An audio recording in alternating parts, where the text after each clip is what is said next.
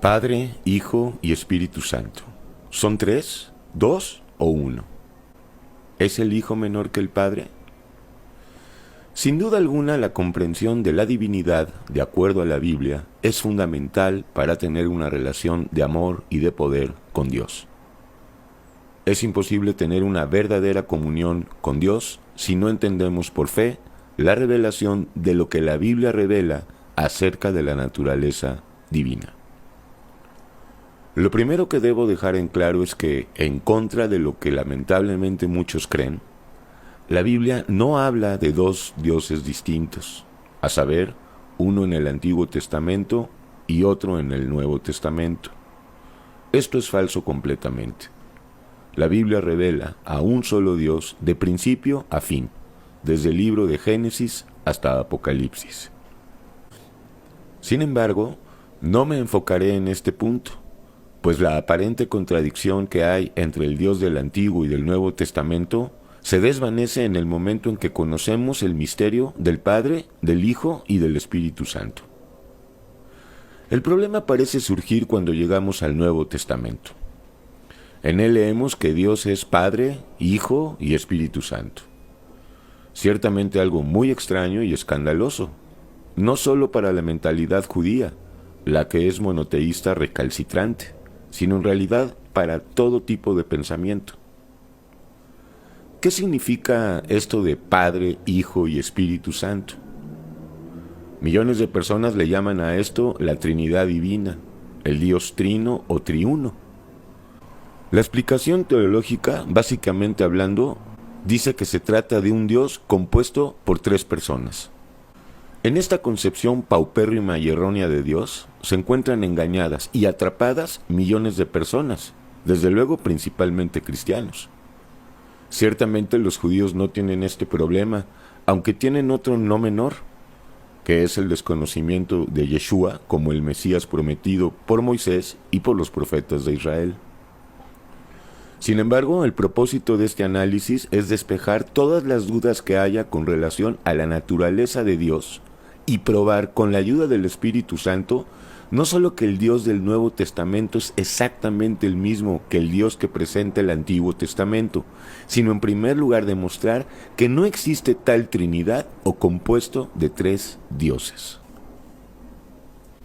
Otro objetivo fundamental de este estudio es mostrar la relación que existe entre el Padre y el Hijo. Es ahí donde hay una tremenda confusión. En efecto, explicar la relación que hay entre el Padre y el Espíritu Santo, el Ruach HaKadosh, no resulta difícil. No sucede lo mismo en el caso de la relación que hay entre el Padre y el Hijo. El problema en este punto es entender quién es el Padre y quién es el Hijo. Por eso nos preguntamos, ¿el Padre y el Hijo son dos seres distintos? ¿Son dos dioses? ¿Es mayor uno que el otro? ¿Es el Hijo menor que el Padre? Hay muchas preguntas en torno a esto. El problema no lo vamos a solucionar aprendiendo a hablar el hebreo, el griego, el arameo o el latín. El misterio no lo vamos a entender leyendo la traducción y versión más correcta y confiable, entre comillas, de la Biblia. A este respecto hay que decir que la revelación de Dios, de la Biblia en sí, no depende de la confiabilidad de una versión en particular. Existen más de 70 versiones bíblicas. ¿Hay diferencias entre ellas? Claro que sí, pero no sustanciales ni estructurales. Todas ellas conservan intacto, en mayor y menor medida, el mensaje original, excepto con algunas excepciones, como la Biblia de los llamados mormones, la de los testigos de Jehová, y recientemente una traducción llamada Biblia Kadosh Mesiánica Israelita. Es menester entender que la comprensión de la palabra de Dios no depende de la Biblia que leamos o de hablar el idioma original en el que cada libro fue escrito. Todo se trata de cómo estudiamos la Biblia, de con qué actitud espiritual nos acercamos a ella.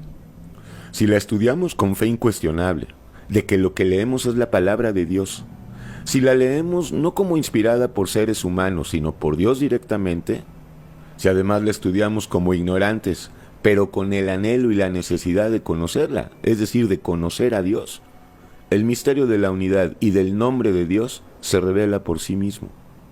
En pocas palabras, la Biblia se revela en sencillez y simplicidad a aquellos y aquellas que están buscando experimentar en sus almas el amor, la paz, el perdón, la libertad, la esperanza y el poder que da Dios. Lo cierto es que cuando leemos el Nuevo Testamento, particularmente el Evangelio de Juan y las epístolas, todo parece indicar que se trata de tres personas. Pareciera que la Biblia está hablando de tres dioses o seres espirituales distintos, y además uno sometido al otro, y por lo mismo uno menor que el otro, es decir, el Hijo menor que el Padre. Ciertamente la lectura literal de la Biblia apoya esta idea. Sin embargo, las cosas no son tan elementales, y no se puede entender la revelación si nos creemos sabios y entendidos. Pues es un hecho consabido que el reino de los cielos, la revelación de Dios, es para los niños, es decir, para los ignorantes, y no para aquellos y aquellas que creen ser inteligentes, sabios y eruditos. Lo primero será decir que la Biblia es un documento que debe de ser estudiado tanto de forma literal como de forma espiritual, aunque no de forma indiscriminada. Esto quiere decir que no es una regla general. Hay versículos bíblicos que deben de ser entendidos estrictamente de forma literal, sin contenido metafórico o simbólico alguno. Por otro lado, hay versículos que no son literales, sino exclusivamente espirituales o bien simbólicos y metafóricos. No obstante, hay otra regla para el estudio de la Biblia, y es discerniendo y distinguiendo por el Espíritu Santo los pasajes y versículos que son literales y que al mismo tiempo tienen contenido simbológico y metafórico. No son pocos los versículos que deben de ser entendidos por medio de esta norma de estudio. Pero vayamos al meollo del asunto. ¿Quién es el Padre y quién es el Hijo? ¿Es menor el Hijo que el Padre, como lo aseguran los testigos de Jehová y otras denominaciones mesiánicas? Para entender, vamos a presentar los principales versículos que presentan los defensores de esta doctrina de demonios. Dicho sea de paso, una vetusta herejía llamada arrianismo. El primer versículo está en Juan, capítulo 14, versículo 28. Así dice: habéis oído que yo os he dicho, voy y vengo a vosotros. Si me amarais, os habrías regocijado, porque os he dicho que voy al Padre, porque el Padre mayor es que yo. En este versículo, sin objeción alguna, Yeshua, el Hijo, dice que el Padre es mayor que Él. Ahora bien, la lectura exclusivamente literal de estas palabras constituye no solo una descontextualización imperdonable, sino además una tergiversación de la palabra. En este mismo Evangelio de Juan encontramos afirmaciones que declaran contundentemente la igualdad y unidad perfecta entre el Padre y el Hijo. Por ejemplo, en Juan 3:13, nadie subió al cielo, sino el que descendió del cielo, el Hijo del Hombre que está en el cielo. En este poderoso versículo el Hijo revela no solo su divinidad y su omnipresencia, sino la igualdad y unidad entre Él y el Padre, que está en los cielos. Escuchemos la sublime y sucinta revelación en Juan 10:30. Yo y el Padre uno somos. Si a esto le añadimos el primer versículo del Evangelio de Juan, el supuesto de que el Hijo es menor que el Padre se desvanece por sí mismo. Escuchemos. En el principio era el Verbo, y el Verbo era con Dios, y el Verbo era Dios. Finalmente veamos lo que dice en el mismo capítulo 14 de Juan, antes de las palabras, el Padre es mayor que el Hijo. Escuchemos. Felipe le dijo, Señor, muéstranos al Padre y nos basta. Jesús le dijo, ¿tanto tiempo hace que estoy con vosotros y no me has conocido, Felipe? El que me ha visto a mí, ha visto al Padre. ¿Cómo pues dices tú, muéstranos al Padre? ¿No crees que yo soy en el Padre y el Padre en mí? Las palabras que yo os hablo, no las hablo por mi propia cuenta, sino que el Padre que mora en mí, Él hace las obras. En realidad hay infinidad de pasajes en el Viejo y en el Nuevo Testamento que revelan la perfecta unidad e igualdad en divinidad, en naturaleza y en sustancia entre el Padre y el Hijo. Primera de Timoteo 3:16 es contundente. Indiscutiblemente grande es el misterio de la piedad. Dios fue manifestado en carne. Se trata de un misterio que se revela a las almas que están arrepentidas o que quieren llegar a estarlo. A pesar de todo lo dicho y en aras de ser imparciales, seguimos preguntándonos por qué el Mesías dijo en Juan 14:28 que el Hijo es menor que el Padre. La respuesta tiene al menos dos sentidos o aristas. La primera es esta. Cuando el Hijo dijo estas palabras, las dijo estando en la tierra, es decir, durante su ministerio terrenal, durante su encarnación, la que duró aproximadamente 33 años. Al decir estas palabras, Jesús no se refería a que el Padre fuera mayor y distinto en divinidad que él, el Hijo, sino más bien a que en ese momento, temporalmente, el Hijo se había hecho menor que el Padre, pues al tomar un cuerpo humano, evidentemente el Hijo, que es el Mesías, se hizo momentáneamente menor, mas no por esto el Hijo dejó de ser el mismo Padre. Para entender esto es necesario ir a la carta a los Filipenses y conocer el siguiente misterio. Escuchemos.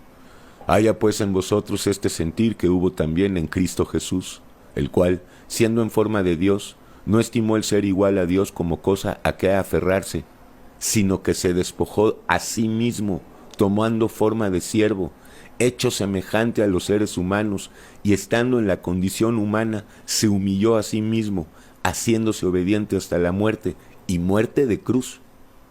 Por lo cual Dios también le exaltó hasta lo sumo, y le dio un nombre que es sobre todo nombre, para que en el nombre de Jesús se doble toda rodilla de los que están en los cielos y en la tierra, y debajo de la tierra, y toda lengua confiese que Jesucristo es el Señor, para gloria de Dios Padre.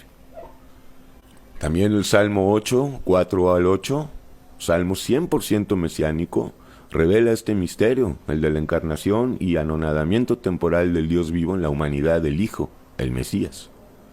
Escuchemos. Cuando veo tus cielos, obra de tus dedos, la luna y las estrellas que tú formaste, digo, ¿qué es el ser humano para que tengas de él memoria? Y el Hijo del hombre para que lo visites.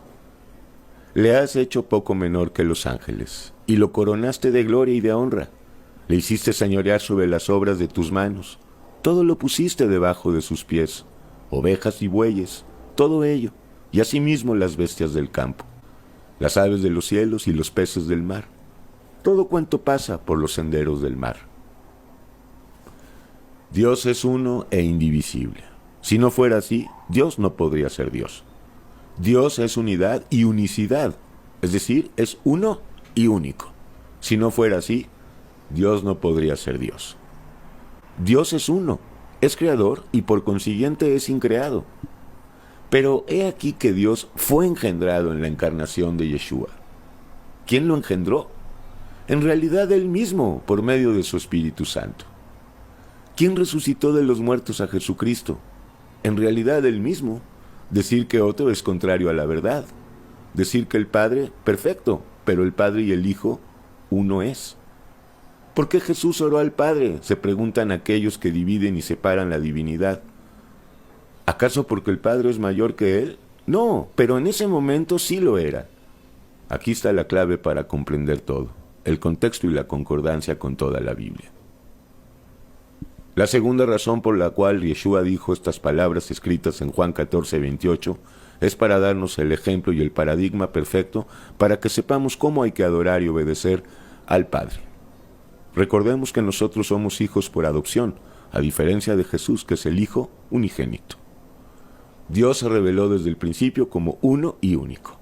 Unidad y unicidad. Todo el Antiguo Testamento lo revela y lo muestra. Recordemos la más grande confesión de fe de los judíos.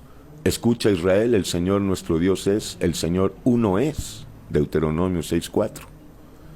Es importante entender que la revelación de la identidad de Dios es un misterio que ha sido progresiva y gradualmente revelado.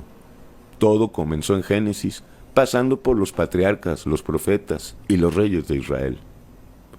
Cuando llegamos al Brit Hadashah, al Nuevo Pacto, es decir, al Nuevo Testamento, la revelación de Dios llega a su clímax, a su culminación, con la encarnación del Dios vivo en Yeshua, el Mesías.